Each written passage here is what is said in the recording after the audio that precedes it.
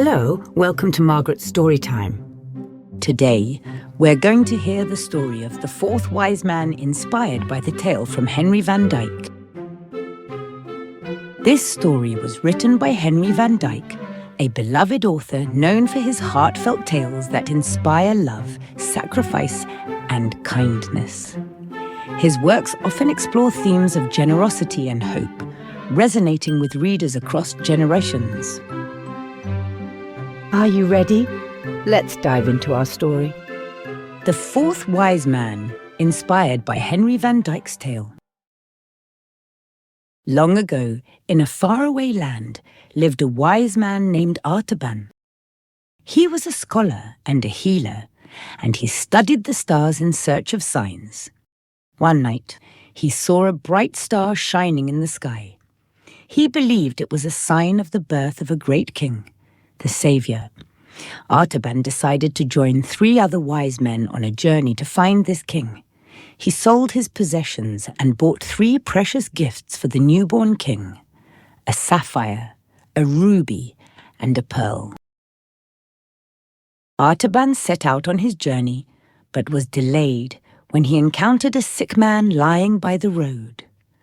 The man begged for help, and Artaban couldn't leave him behind. Using his skills, he tended to the man until he recovered. In doing so, Artaban missed his meeting with the other wise men. Undeterred, he continued alone, using the sapphire to buy supplies for his journey. Along the way, Artaban found himself in a village under attack. He saw soldiers taking a young girl to be sold as a slave. Artaban's heart ached for her, so he offered his ruby to buy her freedom. Though he now had only 1 gift left, Artaban felt at peace, knowing he had saved her. He continued his journey, hoping to meet the newborn king. Years passed, and Artaban's search took him to many places. He heard of a great teacher who performed miracles and spread love wherever he went. Artaban believed this man must be the savior he had sought for so long.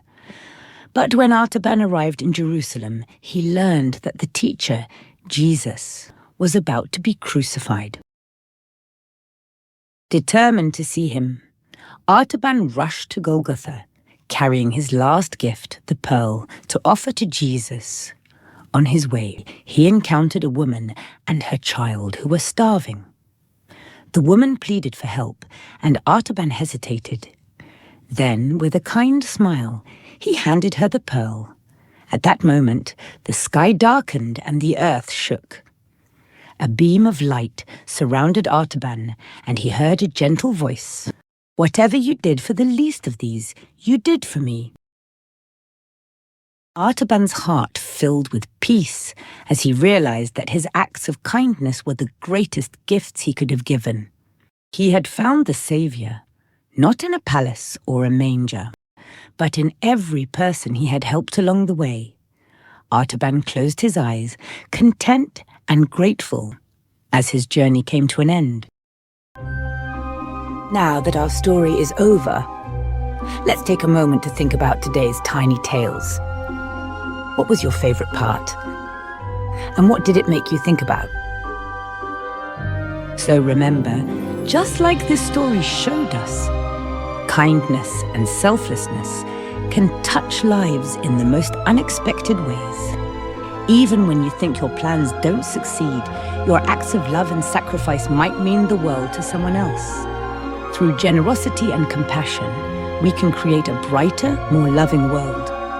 Here's a little question to think about. What is one small act of kindness you can do today to brighten someone else's life? Tell someone close to you, and maybe you can talk about why. Thank you so much for joining me today. It was so much fun to share this story with you, and I can't wait to bring you more magical tales very soon.